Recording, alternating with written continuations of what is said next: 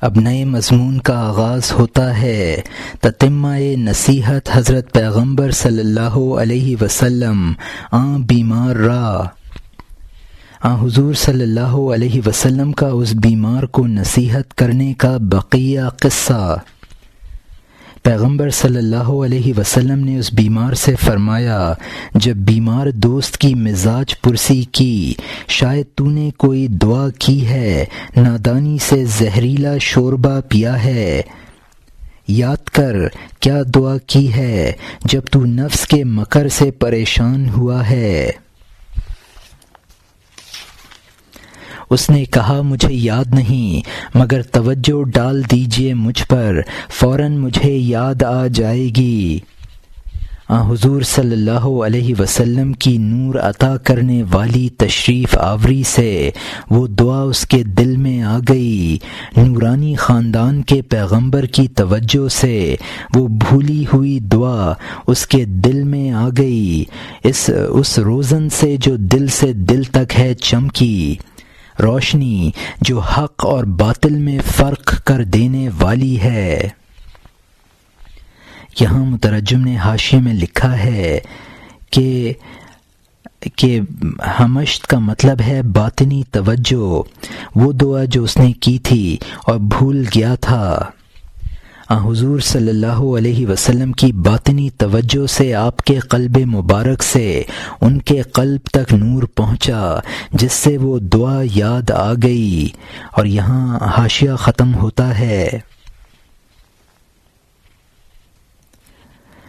اس نے کہا، اے رسول، اب مجھے یاد آ گئی وہ دعا جو مجھ بے وقوف نے کی ہے، جب میں گناہ میں مبتلا ہو گیا، ڈوب کر ہاتھ پیر مارتا تھا۔ گناہ گار نجات کا دروازہ کھٹکھٹاتا ہے، ڈوبتا ہوا گھاس پر ہاتھ مارتا ہے۔ آپ کی جانب سے دھمکی اور ڈراوا پہنچتا تھا گناہ گاروں کے لیے سخت عذاب کا۔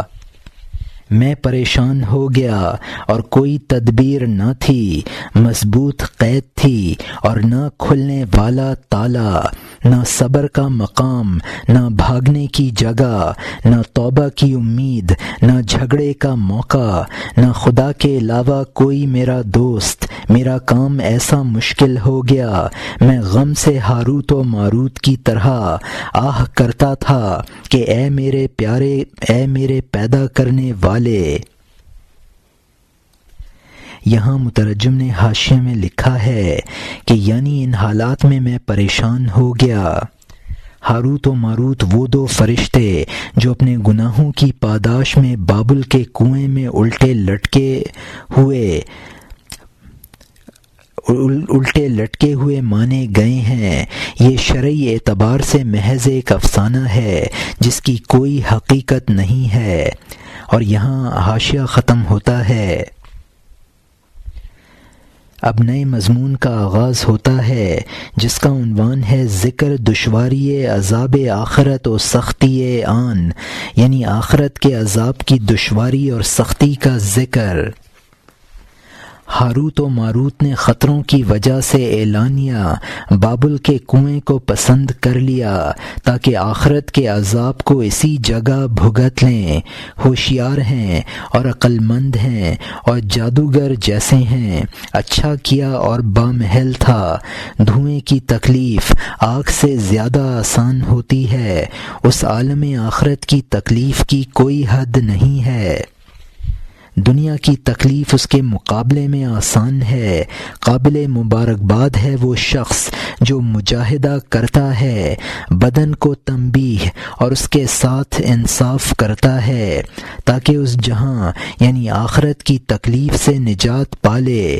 اپنے اوپر عبادت کی تکلیف ڈالتا ہے۔ یہاں مترجم نے حاشیے میں لکھا ہے کہ افسانہ یہ ہے کہ ہاروت و ماروت نے زہرہ سے زنا کر لیا، تب ان سے کہا گیا کہ آخرت میں عذاب بھگتو یا دنیا میں، جس کی یہ صورت ہوگی کہ ایسے کنویں میں جس میں دھواں بھرا ہوگا قیامت تک کے لیے الٹے لٹکا دیے جاؤ گے۔ اس پر انہوں نے دنیا کی سزا کو پسند کر لیا۔ بابل عراق کا مشہور شہر تھا۔ اور یہاں حاشیہ ختم ہوتا ہے۔ میں نے بھی یہ کہا کہ اے خدا وہ سزا اسی عالم یعنی دنیا میں جلدی سے جاری کر دے تاکہ اس عالم آخرت میں مجھے فراغت حاصل ہو۔ اس طرح کی درخواست پر میں زنجیر کھٹکھٹاتا تھا۔ اس قسم کی بیماری مجھ میں پیدا ہو گئی کہ میری جان تکلیف سے بے آرام ہو گئی۔ ذکر اور اپنے وظائف سے میں عاجز ہو گیا ہوں، اپنے اور اچھے برے سے بے خبر ہو گیا ہوں۔ اب اگر میں آپ کا چہرہ نہ دیکھتا اے بابرکت اور اے وہ ذات کہ تیری خصلت مبارک ہے، میں ایک بارگی اپنے ہاتھ سے گیا گزرا ہو جاتا۔ آپ نے میری شاہانہ غمخواری فرمائی۔ آپ نے فرمایا خبردار یہ دعا پھر نہ کرنا، اپنے آپ کو جڑ بنیاد سے نہ اکھاڑ۔ یہاں مترجم نے حاشیے میں لکھا ہے کہ ان صحابی نے حضور صلی اللہ علیہ وسلم سے عرض کیا کہ میں نے یہی دعا کی تھی کہ مجھے بجائے آخرت کے دنیا میں عذاب میں مبتلا کر دیا جائے، یعنی خدا کا ذکر۔ وہ وظائف جن کو کوئی اپنا معمول بنا لے ان کو اوراد کہتے ہیں، اور ذکر یعنی خدا کا ذکر۔ وہ انسان قابل مبارکباد ہے جو اپنے جسم کو دنیاوی تکالیف میں مبتلا کر کے عبادات اور مجاہدہ کر لے اور آخرت کے عذاب سے نجات حاصل کر لے۔ انصاف جسم کے ساتھ یہی انصاف ہے کہ عبادت کر کے اس کو آخرت کے عذاب سے چھڑا لے۔ اور یہاں حاشیہ ختم ہوتا ہے۔ اے کمزور چونٹی، تو کیا طاقت رکھتا ہے کہ وہ اللہ تعالیٰ تجھ پر اس قدر اونچا پہاڑ دھر دے؟ اس نے کہا اے شاہ میں نے توبہ کی، عجلت میں کوئی ترغیب عمل میں نہ لاؤں گا۔ یہ دنیا تیا ہے اور آپ موسیٰ علیہ السلام ہیں، اور ہم گناہ کی وجہ سے تیا میں مبتلا ہیں۔ ہم سالوں کی مسافت طے کرتے ہیں اور آخر میں اسی طرح پہلی منزل کے پابند ہیں۔ یہاں مترجم نے حاشیے میں لکھا ہے کہ آئندہ عذاب بھگتنے کی دعا نہ کروں گا بلکہ معافی کی درخواست کیا کروں گا۔ تیا کا مطلب ہے بوزن فیل، وہ بیابان تھا جس میں نافرمانیوں کی بدولت بنی اسرائیل 40 سال تک سرگرداں پھرتے رہے۔ اسی میدان میں ان پر منو سلوہ بھی اترا اور میدان کے پانی کے چشمے بھی اور پتھر کے پانی کے چشمے بھی پھوٹے۔ بنی اسرائیل تیا میں اس جہاں سے صبح کو چلتے تھے، شام کو پھر وہیں پہنچ جاتے تھے، نکلنے کا کوئی راستہ نہ تھا۔ یہی حال ہمارا ہے۔ توبہ و استغفار سے قرب الہی حاصل ہوتا ہے، لیکن گناہ کر بیٹھتے ہیں تو پھر پہلی منزل پر پہنچ جاتے ہیں۔ اب نئے مضمون کا آغاز یہاں مترجم کا حاشیہ ختم ہوتا ہے۔ اب نئے مضمون کا آغاز ہوتا ہے جس کا عنوان ہے ذکر قوم موسیٰ علیہ السلام او پشیمانی ایشاں، یعنی موسیٰ علیہ السلام کی قوم اور ان کی شرمندگی کا تذکرہ۔ حضرت موسیٰ علیہ السلام کی قوم راستہ طے کرتی لیکن نتیجہ میں وہ پہلی جگہ پر ہوتی۔ اگر حضرت موسیٰ علیہ السلام کا دل ہم سے خوش ہوتا، تیا کا راستہ اور کنارہ معلوم ہو جاتا، اگر وہ ہم سے بالکلیہ بیزار ہوتے تو منو سلوہ آسمان سے کب آتا، پتھر سے چشمے کب جوش مارتے جنگل میں، حتیٰ کہ جان کی امان بن گئے، بلکہ خوان کے بجائے آگ برستی، اس منزل میں لپٹ ہمیں مارتی۔ یہاں مترجم نے حاشیے میں لکھا ہے کہ بنی اسرائیل، قوم موسیٰ کا مطلب ہے بنی اسرائیل۔ بنی اسرائیل کہتے تھے کہ اگر موسیٰ علیہ السلام بالکل خوش ہوتے تو ہم تیا سے نکلنے میں کامیاب ہو جاتے، اگر بالکلیہ ناراض ہوتے تو ہم پر منو سلوہ کیوں اترتا اور پتھر سے پانی کے چشمے کیوں ابلتے، منو سلوہ کے بجائے ہم پر آگ نازل ہوتی۔ اور یہاں حاشیہ ختم ہوتا ہے۔ چونکہ ہمارے معاملے میں موسیٰ دو دلے ہو گئے ہیں، کبھی ہمارے دشمن ہیں اور کبھی ہمارے دوست ہیں۔ ان کا غصہ ہمارے سامان کو پھونک دیتا ہے، ان کی بردباری مصیبت کا تیر لوٹا دیتی ہے۔ کب ہوگا کہ ان کا تیز غصہ بردباری بن جائے؟ اے خدا، یہ تیری مہربانی سے دور نہیں ہے۔ یہاں مترجم نے حاشیے میں لکھا ہے کہ حضرت موسیٰ علیہ السلام کے دل میں ہم سے پیار بھی ہے اور ناراضی بھی۔ ان کا غصہ ہماری تباہی کا باعث ہے۔ ہم اس وقت کے منتظر ہیں جب خدا کی مہربانی سے ان کا غصہ بھی بردباری میں تبدیل ہو جائے گا۔ اور یہاں حاشیہ ختم ہوتا ہے، منہ پر تعریف کرنا ناراضی کا سبب ہے، اس لیے میں عمداً اس طرح حضرت موسیٰ علیہ السلام کا نام لے رہا ہوں، ورنہ حضرت موسیٰ علیہ السلام کب گوارا کرتے کہ میں آپ کے سامنے کسی کو یاد کروں۔ ہمارا عہد سینکڑوں اور ہزاروں بار ٹوٹا ہے، تیرا عہد پہاڑ کی طرح ثابت برقرار ہے۔ ہمارا عہد تنکا ہے اور ہر ہوا سے مغلوب ہے، تیرا عہد پہاڑ ہے اور سینکڑوں پہاڑوں سے بڑھا ہوا ہے۔ اس قوت کا واسطہ جو تجھے ہماری نرنگیوں پر ہے، اے حالات کے فرما روا رحم فرما دے۔ میں نے اپنے آپ کو اور اپنی رسوائی کو دیکھ لیا، اے شاہ ہمارا زیادہ امتحان نہ لے۔ یہاں مترجم نے حاشیے میں لکھا ہے کہ ان بیمار صحابی نے حضرت موسیٰ علیہ السلام کا ذکر کر کے ان کے کچھ فضائل ذکر کیے۔ اب فرماتے ہیں کہ دراصل وہ فضائل آپ کے ہیں، لیکن چونکہ منہ پر تعریف کرنے سے آپ کو ناگواری ہوتی ہے تو میں نے حضرت موسیٰ علیہ السلام کے ضمن میں آپ کے فضائل کا ذکر کیا ہے۔ حضرت موسیٰ علیہ السلام خود اس کو ناپسند کرتے تھے کہ آپ کی موجودگی میں ان کی تعریف کی جائے۔ ہم نے بندگی کا عہد کیا جو ہزاروں بار ٹوٹا، اللہ نے ربوبیت کا عہد کیا جو ہر وقت برقرار ہے۔ کبھی ہم توبہ کرتے ہیں، کبھی اس کو توڑتے ہیں، کبھی اطاعت و عبادت کرتے ہیں، کبھی نافرمانی کرتے ہیں، اور یہ سب کچھ قدرت خداوندی کا ظہور ہے۔ یہاں مترجم کا حاشیہ ختم ہوتا ہے، تاکہ دوسری رسوائیوں کو تو پوشیدہ کر دے۔ اے مددگار کریم، تو جمال اور کمال میں لامحدود ہے، ہم کجی اور گمراہی میں لا انتہا ہیں۔ اے کریم، اپنی بے پایانی مسلط فرما دے ایک مٹھی خاک کمینے کی لامحدود کجی پر۔ یہاں مترجم نے حاشیے میں لکھا ہے، اگر تو ہمیں امتحان میں نہ ڈالے گا تو دیگر رسوائیاں ڈھکی چھپی رہیں گی۔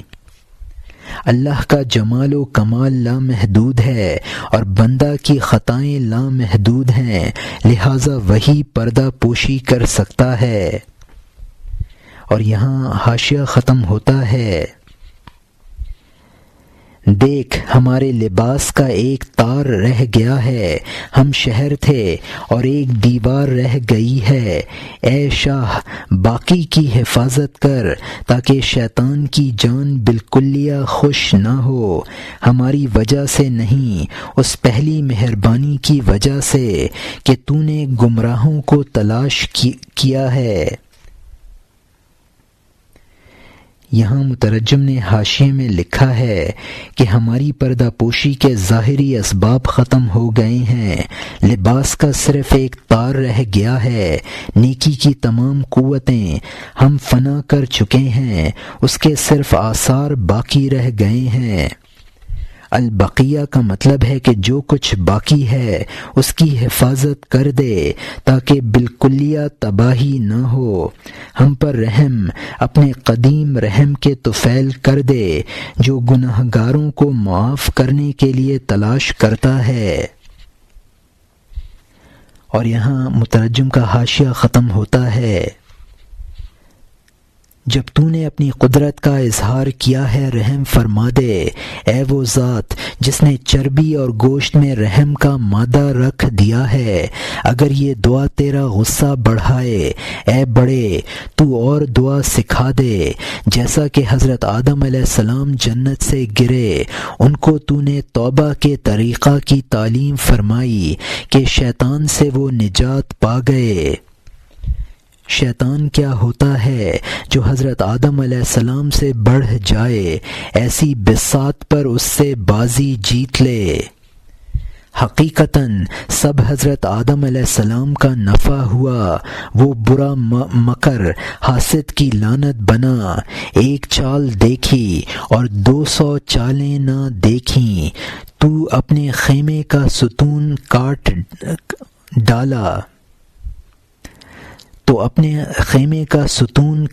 ڈالا۔ یہاں مترجم نے حاشیے میں لکھا ہے کہ انسانوں اور جانوروں میں رحم کا مادہ خدا کی رحمت کا جز ہے۔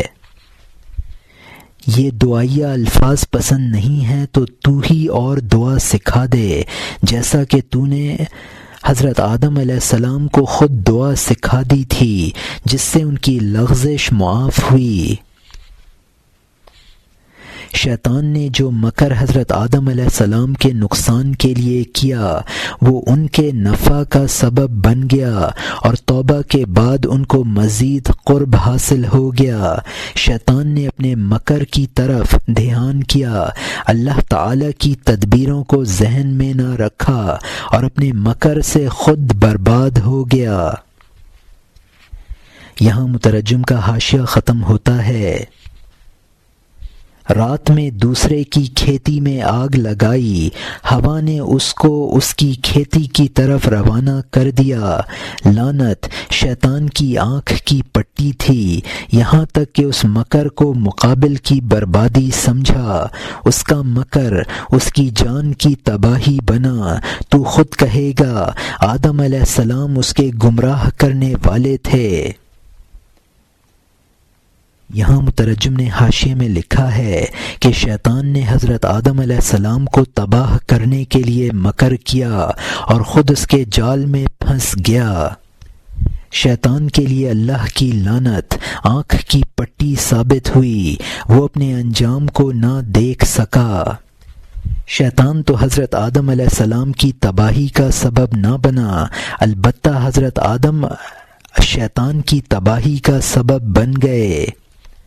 اور یہاں حاشیہ ختم ہوتا ہے۔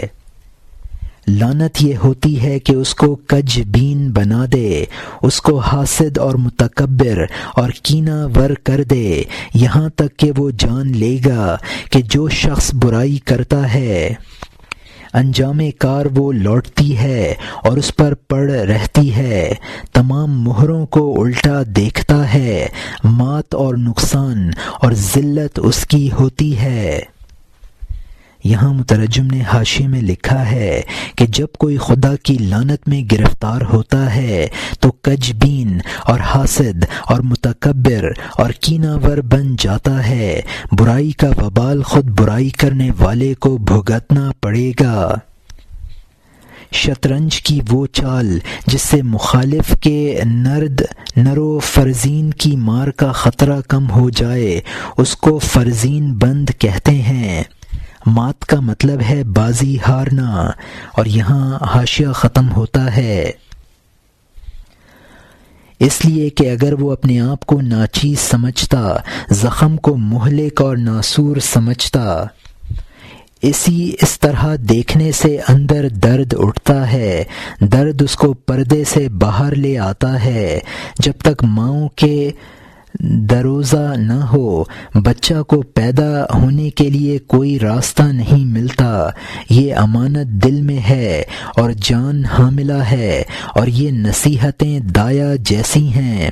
دایا کہتی ہے کہ عورت کو دروازہ نہیں ہے، درد زاہ نہیں ہے، درد چاہیے، درد زاہ بچے کا راستہ ہے، جو بے درد ہو وہ رہزن ہے، اس لیے بے دردی ان الحق کہنا ہے۔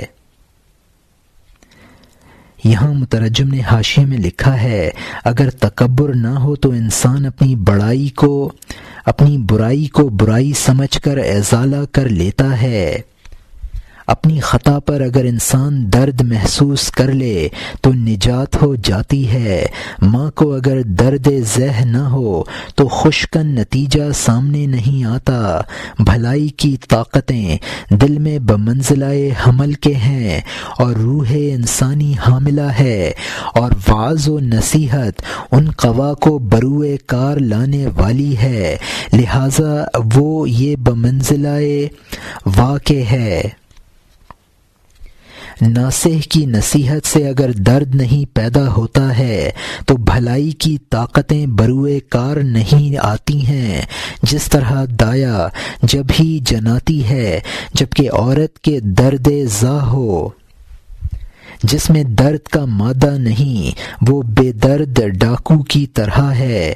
بے درد متکبر ہوتا ہے، اور تکبر کا آخری درجہ یہ ہے کہ انسان اپنے آپ کو خدا کا درجہ دے کر خدائی کا دعویٰ کر دیتا ہے، جیسا کہ متکبر بے درد فرعون نے انا ربکم الاعلی کہا۔ یہی انا الحق کہنے کا مطلب ہے۔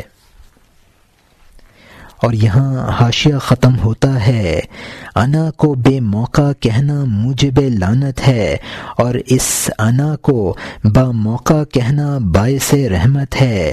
وہ انا منصور کے لیے باعث رحمت تھا، یہ انا فرعون کے لیے موجب لعنت تھا۔ یہاں مترجم نے حاشیے میں لکھا ہے کہ پہلے شعر میں انا الحق کہنے کو بے دردی اور تکبر کی بنیاد پر بتایا تھا، اب اس کی تفصیل فرماتے ہیں کہ بے وقت انا الحق کہنا لعنت ہے، لیکن با موقع کہنا درست ہے۔ منصور رحمۃ اللہ علیہ حلاج نے وحدت الوجود کے غلبہ میں اپنے آپ کو فنا کر کے اور صفات خداوندی سے متصف ہو کر انا الحق کہا تو موجب رحمت تھا، فرعون نے بے موقع کہا تو موجب لعنت بنا۔ یہاں مترجم کا حاشیہ ختم ہوتا ہے۔ لا محالہ بے وقت کے ہر مرخ کا سر کاٹ ڈالنا تشہیر کے لیے ضروری ہے۔ سر کاٹنا کیا ہے؟ نفس کو مارنا ہے، مجاہدہ میں، اور لذت کو خیر بات کہنا ہے، جیسا کہ بچھو کا ڈنک نکال دے تاکہ وہ مار جانے سے مامون ہو جائے۔ یہاں مترجم نے حاشیے میں لکھا ہے کہ جو مرغ بے وقت بولے اس کو ذبح کر دیا جاتا ہے، اسی طرح فرعون نے بے وقت انا الحق کہا اور وہ ہلاک کر دیا گیا۔ اگر انسان کا نفس تکبر میں انا الحق کا مدعی بنے تو اس کے سر کاٹنے کی ترکیب یہ ہے کہ مجاہدات کے ذریعے اس کو قتل کر ڈالے۔ نفس کو مارنے سے انسان کی نجات ہو جاتی ہے، جیسے کہ بچھو کا ڈنک توڑ دیا جائے تو پھر وہ ہلاک ہونے سے بچ جاتا ہے۔ اور یہاں مترجم کا حاشیہ ختم ہوتا ہے۔ سانپ کے زہریلے دانت اکھاڑ دے تاکہ سانپ سنگساری کی مصیبت سے بچ جائے۔ نفس کو شیخ کے سایہ کے علاوہ کوئی چیز نہیں مارتی ہے، اس نفس کو مارنے والے کا دامن مضبوطی سے پکڑ لے۔ جب تو مضبوط پکڑے گا وہ اللہ تعالیٰ کی توفیق ہوگی، تجھ میں جو قوت آئے گی وہ اس کی کشش ہے۔ ما رمیت اذ رمیت راست داں ہرچہ دارد جاں بود از جان جاں، تو نے نہیں پھینکا جب کہ پھینکا کو صحیح سمجھ، جو کچھ جان میں ہے وہ جانے جاں کی جانب سے ہوگا۔ یہاں مترجم نے حاشیے میں لکھا ہے کہ اگر سانپ کا زہریلا دانت توڑ دیا جائے تو سانپ ہلاکت سے بچ جاتا ہے۔ نفس کو شیخ کے زیر سایہ مارا جا سکتا ہے، شیخ کا دامن پکڑ لو، وہ بھی شیخ کا دامن پکڑنا بھی توفیق خداوندی ہے، اور مرید کو باطنی قوت شیخ سے حاصل ہوتی ہے۔ ما رمیتا کا مطلب ہے کہ غزوہ بدر میں جب حضور صلی اللہ علیہ وسلم نے ایک مٹھی خاک دشمنوں کی طرف پھینکی اور اس سے ان کی نگاہیں خیرہ ہو گئیں تو قرآن میں فرمایا گیا کہ وہ تمہارا پھینکنا نہ تھا، خدا کا پھینکنا تھا، یعنی مرید کو مراد ہی سے قوت حاصل ہوتی ہے، اس لیے اس کا فعل اصل کی طرف منسوب ہو جاتا ہے۔ یہاں مترجم کا حاشیہ ختم ہوتا ہے۔ وہی دستگیری کرنے والا اور بوجھ اٹھانے والا ہے جو ہر وقت اس سے جذب کی امید رکھ۔ اگر تو بہت دیر تک اس کے بغیر رہا ہے تو غم نہ کر، تو نے اس کو دیر سے پکڑنے والا اور سخت گرفت کرنے والا پڑھا ہے۔ اس کی رحمت دیر سے شامل حال ہوگی تو پوری شامل حال ہوگی، اس کا دربار تجھے ایک لمحہ کے لیے غائب نہ ہونے دے گا۔ اگر تو اس کی مہربانی اور دوستی کی شرح چاہتا ہے تو غور و فکر سے سورہ والضحیٰ پڑھ لے۔ یہاں مترجم نے حاشیے میں لکھا ہے کہ خدا ہی دستگیری فرماتا ہے، اسی سے جذب کی امید کر۔ اگر وصول الی الحق میں دیر لگے تو گھبرانا نہ چاہیے۔ جس طرح خدا کا عذاب دیر میں آتا ہے اور سخت آتا ہے، اسی طرح اس کی رحمت بھی آزمائشوں کے بعد متوجہ ہوتی ہے۔ اس کی رحمت آزمائش کے بعد جب متوجہ ہوتی ہے تو پھر اس قدر قرب حاصل ہوتا ہے کہ ایک لمحہ کے لیے بھی دوری نہیں ہوتی ہے۔ والضحیٰ کا مطلب ہے کہ یہود کے سوال پر جواب دینے کا وعدہ کیا لیکن انشاءاللہ نہ کہا تو حضور صلی اللہ علیہ وسلم سے وحی کا انقطاع ہو گیا، جس سے حضور صلی اللہ علیہ وسلم کو بہت پریشانی ہوئی، لیکن پھر انتہائی پیار کے ساتھ حضور صلی اللہ علیہ وسلم کی اس سورہ کے ذریعے تسلی فرما دی گئی۔ اور یہاں حاشیہ ختم ہوتا ہے۔ اگر تو کہے کہ برائیاں بھی اسی کی جانب سے ہیں، لیکن وہ اس کی عنایت کے نقصان کا باعث کب ہیں؟ وہ برائی دینا بھی اس کا کمال ہے۔ اے بزرگوار، میں تجھ سے ایک مثال کہتا ہوں۔ یہاں مترجم نے حاشیے میں لکھا ہے کہ بے وقت ان الحق کہنا اور قلب میں بری قوتوں کا پیدا ہونا بھی اللہ کا فعل ہے، تو بظاہر یہ کمال خداوندی کے خلاف ہے۔ مولانا جواباً فرماتے ہیں کہ بدی کا خلق بھی اللہ کا کمال ہے اور اس کو ایک مثال میں سمجھاتے ہیں۔ اور یہاں حاشیہ ختم ہوتا ہے۔ اب نئے مضمون کا آغاز ہوتا ہے جس کا عنوان ہے مثال در بیان معنی نؤمن بالقدر خیرہ و شرہ، یعنی اس معنی کے بیان میں ایک مثال کہ ہم ایمان لائے اچھی اور بری تقدیر پر۔ ایک نقاش نے دو قسم کے نقش بنائے، اچھے نقش اور برے نقش۔ حضرت یوسف علیہ السلام کا اور خوبصورت حوروں کا نقش بنایا، بھوتوں اور شیطانوں کا برا نقش بنایا۔ دونوں قسم کے نقش اس کی مہارت کی دلیل ہیں۔ یہ اس کی برائی نہیں ہے، اس کی دانائی ہے۔ خوبصورت کو انتہائی خوبصورتی سے بناتا ہے، دنیا کے حواس اس سے لطف اٹھاتے ہیں۔ بدصورت کو انتہائی بدصورت بناتا ہے، تمام بدصورتیاں اس پر مڑھ دیتا ہے تاکہ اس کی دانش کا کمال ظاہر ہو جائے، اس کی استادی کا منکر رسوا ہو جائے۔ یہاں مترجم نے حاشیے میں لکھا ہے کہ یوسف علیہ السلام کا نقش حسین ترین ہے اور بھوت و شیطان کا نقش بھیانک ہے۔ حسین نقش اور بھیانک نقش اگر مکمل ہیں تو نقاش کے کمال پر دال ہیں۔ حسین نقش سے ہر انسان لطف اندوز ہوتا ہے۔ حسین نقش کو حسین ترین بنانا مصور کا کمال ہے، اور بھیانک نقش کو انتہائی بھیانک بنانا بھی نقاش کا کمال ہے۔ اور یہاں مترجم کا حاشیہ ختم ہوتا ہے۔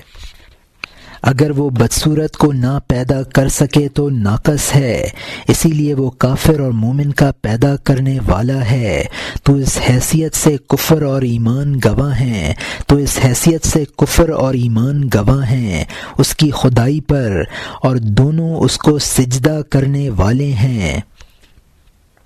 لیکن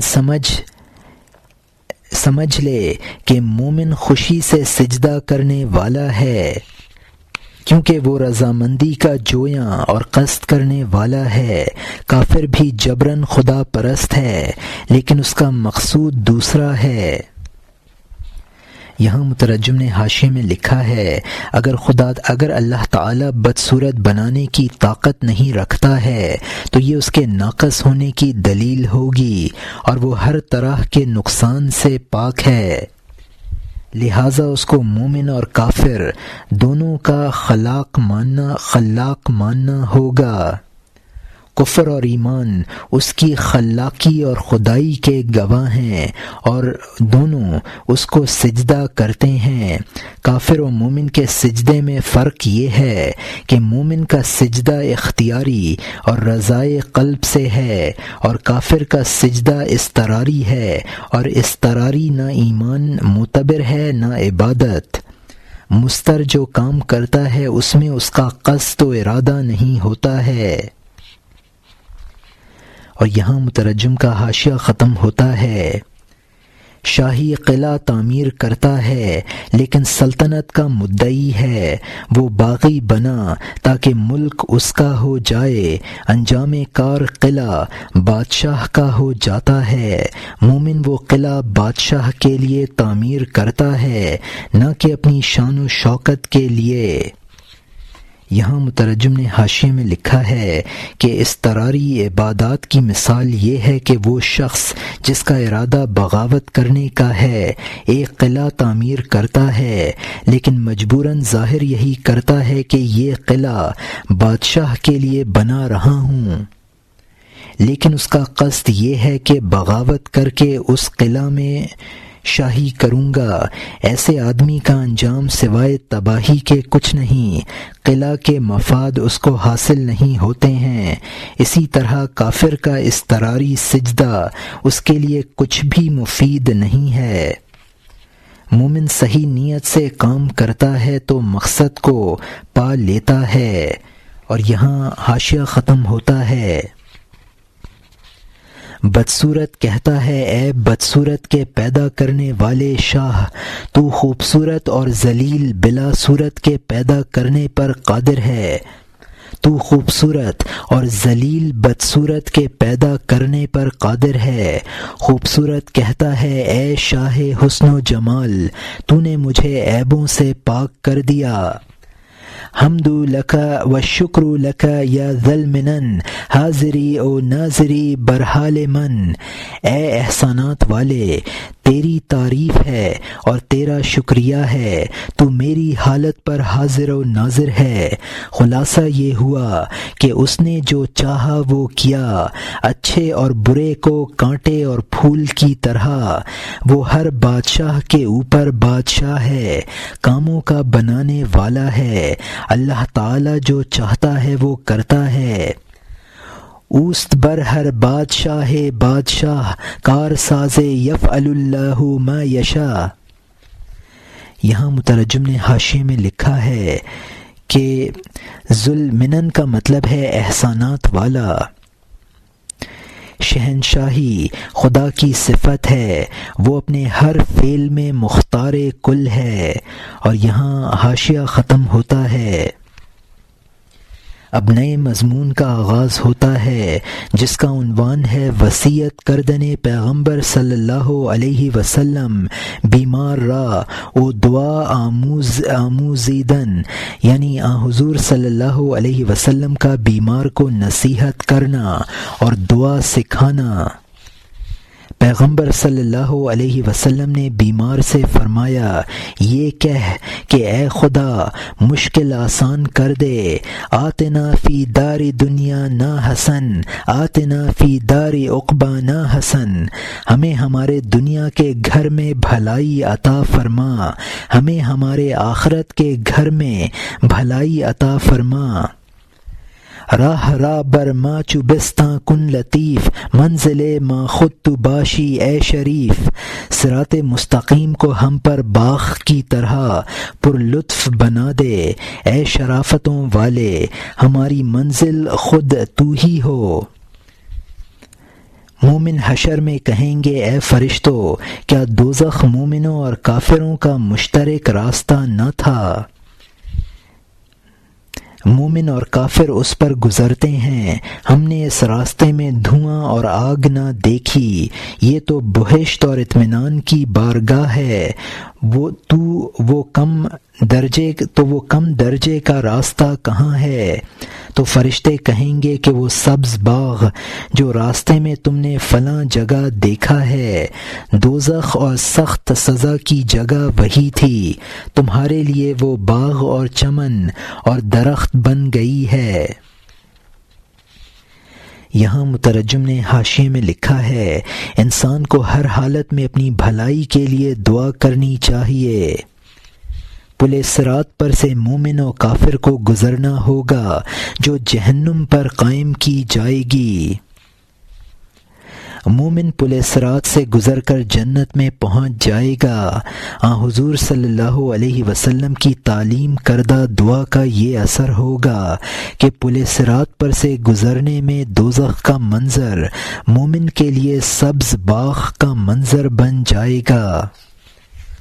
یہاں حاشیہ ختم ہوتا ہے، چونکہ تم نے اس دوزخ مزاج نفس پر، جہنمی اور کافر اور فتنہ جو پر تم نے مجاہدے کیے یہاں تک کہ وہ مصفا ہو گیا، تم نے آگ کو بجھایا خدا کے لیے، شہوت کی آگ جو بھڑکتی تھی تقویٰ کا سبزہ اور ہدایت کا نور بن گئی، تمہارے غصے کی آگ بھی بردباری بن گئی، تمہارے جہل کی تاریکی بھی علم بن گئی، تمہاری حرص کی آگ ایثار بن گئی، جو حسد کانٹے کی طرح تھا وہ چمن بن گیا۔ یہاں مترجم نے حاشیے میں لکھا ہے کہ جب مومن نے نفس کی جہنمی صفات کو مجاہدات سے زائل کر دیا تو آخرت میں جہنم کے صفات بھی ان کے لیے تبدیل ہو جائیں گے۔ نار کا مطلب ہے یعنی نفسانی آگ، آتش شہوت یعنی مجاہدات کے ذریعے نفس کی برائیوں کو بھلائیوں میں تبدیل کر دیا۔ اور یہاں حاشیہ ختم ہوتا ہے، چونکہ تم نے اپنی ان تمام آگوں کو پہلے اللہ تعالی کے لیے بجھا دیا، چونکہ تم نے جہنمی نفس کو باغ بنا لیا، اس میں وفا کا بیج بو دیا، جس میں ذکر اور تسبیح کی بلبلیں نہر کے کنارے چمن میں خوش الہانی کرتی ہیں، اللہ تعالی کی طرف بلانے والے کی تم نے بات مان لی اور نفس کی دوزخ سے تم نے پانی حاصل کر لیا، ہماری دوزخ بھی تمہارے لیے سبزہ اور گلشن اور ساز و سامان بن گئی۔ یہاں مترجم نے حاشیے میں لکھا ہے کہ جب ایک انسان اللہ کے لیے نفس کی برائیوں کو زائل کر دیتا ہے تو اللہ تعالی آخرت کی برائیوں سے محفوظ فرما دیتے ہیں۔ جب انسان نیک اعمال والا بن جاتا ہے تو اللہ تعالی اس کی برائیوں کو بھی بھلائیوں میں تبدیل کر دیتا ہے۔ بلبلاں کا مطلب ہے کہ اس باغ میں دریائے معرفت کے کنارے ذکر و تسبیح کی بلبلیں نغمے گاتی ہیں۔ نبی دائی حق کا مطلب ہے نبی دوراں۔ نفس امارہ کو نفس مطمئنہ بنا دیا۔ اور یہاں حاشیہ ختم ہوتا ہے۔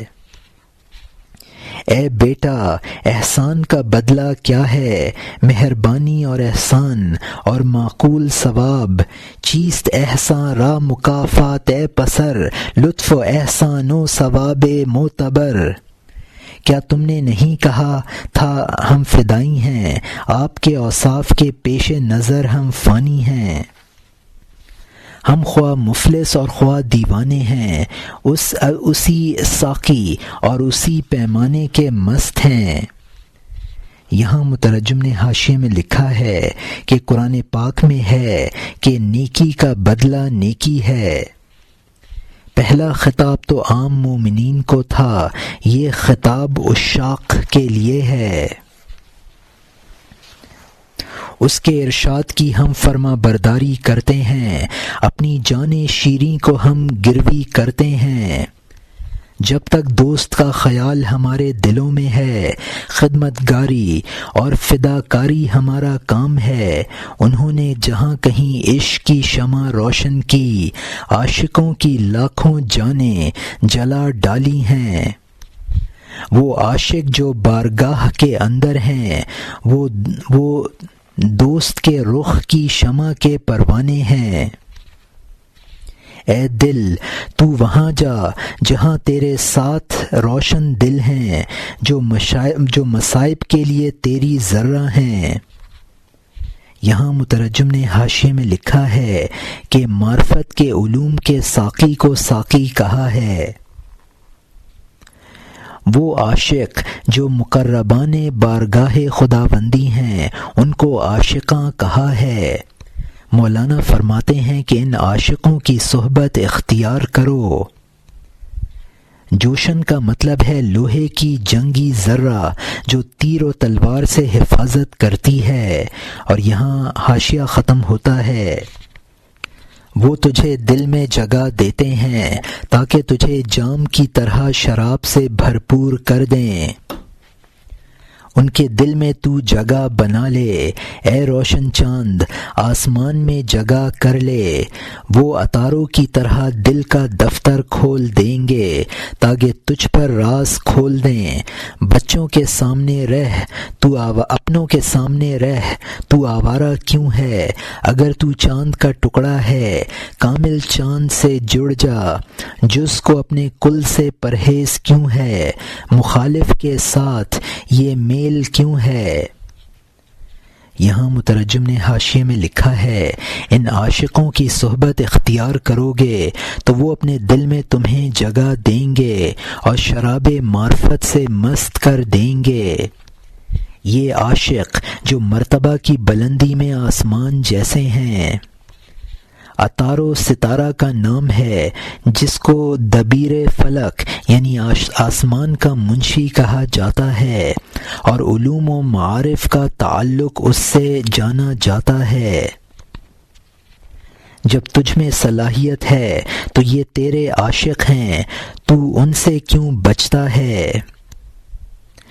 اور یہاں مترجم کا حاشیہ ختم ہوتا ہے، تو اس کے سامنے جنس کی نو بنے ہوئے دیکھ، اس کے طریق میں تو غیبوں کو مشاہدہ بنے ہوئے دیکھ۔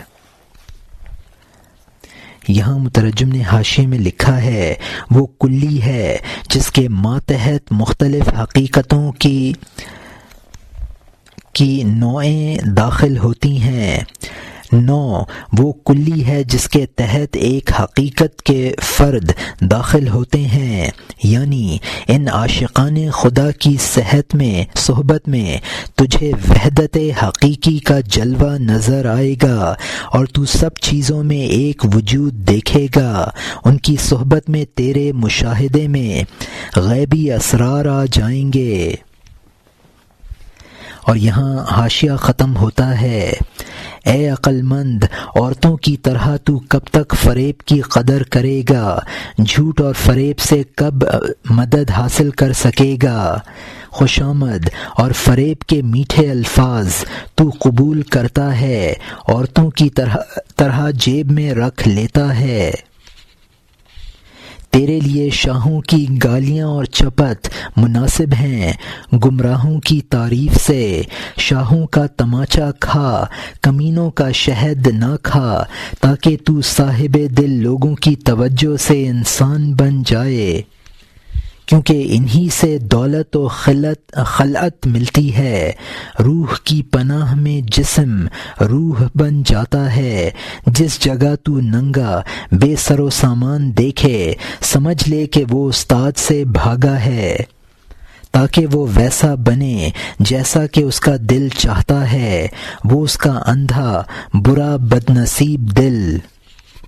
یہاں مترجم نے حاشیے میں لکھا ہے، عورتیں بہت جلد اشوا اور غلط تعریفوں کے فریب میں آ جاتی ہیں۔ ایک انسان کے لیے دنیا داروں کی جھوٹی تعریفوں سے بزرگوں کی کڑوی باتیں زیادہ مفید ہیں۔ بزرگوں کی سختی جھیلنے سے نفع پہنچتا ہے۔ جسم جو ایک بے حس چیز ہے، روح کی صحبت میں حساس ہو جاتا ہے۔ اسی طرح مرید شیخ کی صحبت سے زندگی حاصل کر لیتا ہے۔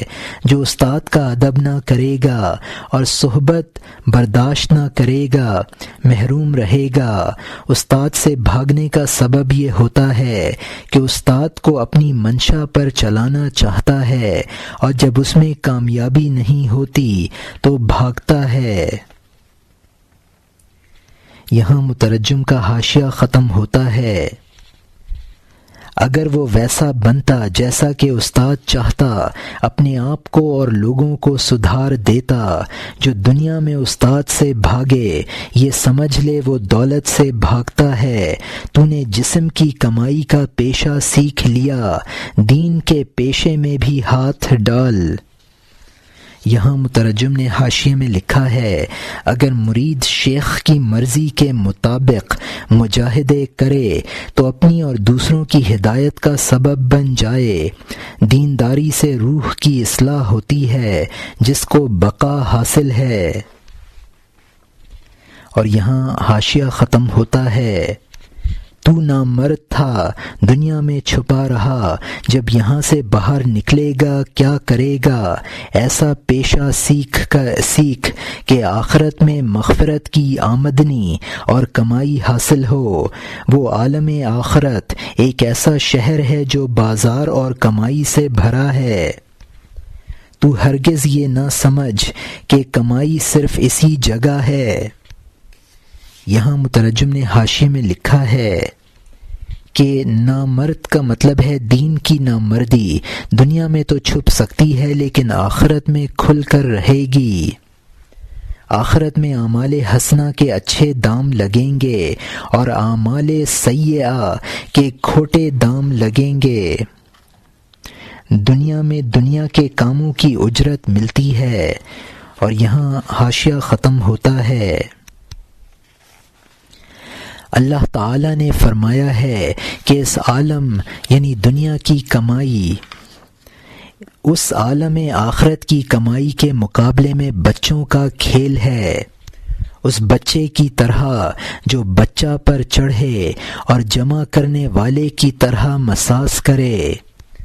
یہاں مترجم نے حاشیے میں لکھا ہے کہ قرآن پاک میں دنیاوی زندگی کو بیکار کھیل کود سے تعبیر کیا ہے۔ دنیاوی کاروبار محض نمائش ہے جس میں کوئی حقیقت اور بقا نہیں، جیسا کہ ایک بچہ دوسرے بچے سے جمع کرے جو محض جمع کی نقل ہے۔ اور یہاں حاشیہ ختم ہوتا ہے۔ بچے کھیل میں دکان لگاتے ہیں، وقت گزاری کے علاوہ کوئی نفع نہیں ہوتا ہے۔ برات ہو جاتی ہے تو گھر میں بھوکا آتا ہے، بچے چلے جاتے ہیں، اکیلا رہ جاتا ہے۔ یہ دنیا تماشا گاہ ہے اور موت رات ہے۔ تو تھکا ماندہ خالی جیب واپس ہوگا۔ قبر کے گھر کی طرف جانے کے لیے تو تنہا رہ گیا، فریاد کے ساتھ ہائے افسوس کہتا ہوا۔ دین کی کمائی عشق اور باطنی جذبہ ہے، اے سرکش قابلیت اللہ کے نور کو سمجھ۔ یہاں مترجم نے حاشیے میں لکھا ہے کہ دنیاوی کاروبار بچوں کی فرضی دکان ہے۔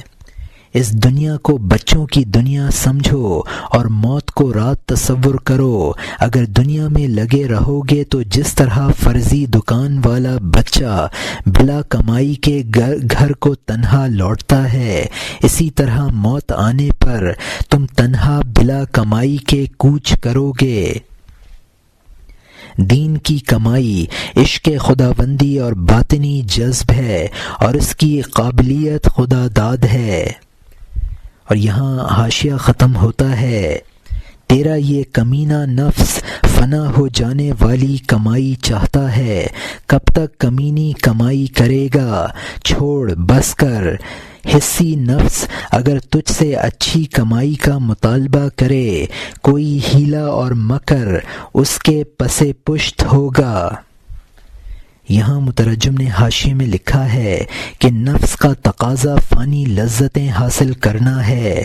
نفس امارہ اگر کسی بھلے کام کی ترغیب دیتا ہے تو اس کے پس پشت کوئی دھوکہ ہوتا ہے۔ اور یہاں حاشیہ ختم ہوتا ہے، اب نئے مضمون کا آغاز ہوتا ہے جس کا عنوان ہے بیدار کردن ابلیس۔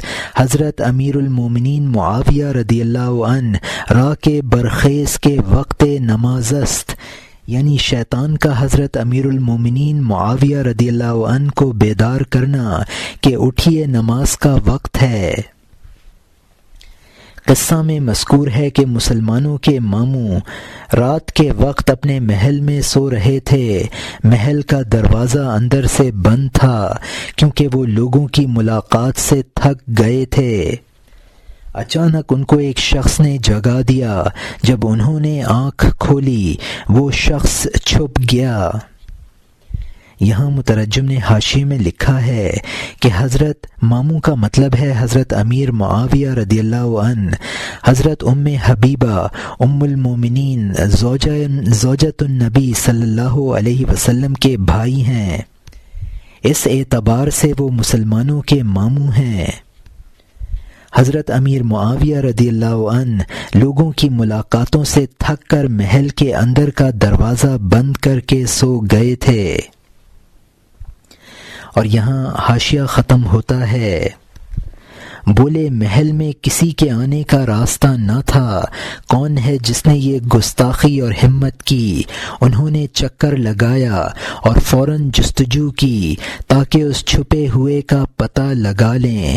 در کے پیچھے انہوں نے ایک پشت پھیرے ہوئے کو دیکھا کہ وہ پردے کے پیچھے منہ چھپا رہا تھا۔ فرمایا خبردار، تو کون ہے؟ تیرا کیا نام ہے؟ اس نے کہا میرا نام بدبخت شیطان مشہور ہے۔ یہاں مترجم نے حاشیے میں لکھا ہے کہ یعنی دروازہ بند تھا، اندر آنے کا راستہ کھلا ہوا نہ تھا۔ اور یہاں حاشیہ ختم ہوتا ہے، اب نئے مضمون کا آغاز ہوتا ہے جس کا عنوان ہے جواب گفتن مر حضرت امیر المومنین معاویہ رضی اللہ عنہ را، یعنی حضرت امیر المومنین معاویہ رضی اللہ عنہ کو جواب دینا۔ انہوں نے کہا تو نے مجھے کوشش کر کے کیوں جگایا؟ سچ بتا، مجھ سے الٹی اور خلاف بات نہ کہنا۔ اس نے کہا نماز کا وقت اخیر ہو گیا ہے، مسجد کی جانب جلد دوڑ جانا چاہیے۔ اجل الطاعات قبل الفوت گفت، مصطفیٰ چوں گوہر مانی بسفت۔ عبادات کو فوت ہونے سے پہلے پورا کرو فرمایا ہے۔ مصطفیٰ صلی اللہ علیہ وسلم نے جب مانی کے موتی پروئے، انہوں نے کہا نہیں، تیرا یہ مقصد نہ ہوگا کہ کسی بھلائی کے لیے تو میری رہنمائی کرے۔ چور چھپ کر میرے گھر میں آئے اور مجھ سے کہے کہ میں چوکیداری کر رہا ہوں، میں اس چور کا کب یقین کر سکتا ہوں؟ چور ثواب اور مزدوری کو کیا جانے، خصوصاً تجھ جیسا ڈاکو چور، تو مجھ پر ایسا مہربان کیوں بنا؟ یہاں مترجم نے حاشیے میں لکھا ہے کہ اجلو کا مطلب ہے یعنی وقتی عبادات کا وقت ختم ہونے سے پہلے اور غیر وقتی عبادت فوت ہونے سے پہلے ادا کر دو۔ حضرت معاویہ رضی اللہ عنہ نے شیطان سے کہا تو اللہ کے اسم مدل کا مظہر ہے، تجھ سے خیر کی رہنمائی ممکن نہیں ہے۔ انسان دوسری کی نگہبانی یا ثواب کے لیے کرے گا یا اجرت کے لیے، چور کو ان دونوں سے کوئی واسطہ نہیں ہے۔ اور یہاں حاشیہ ختم ہوتا ہے۔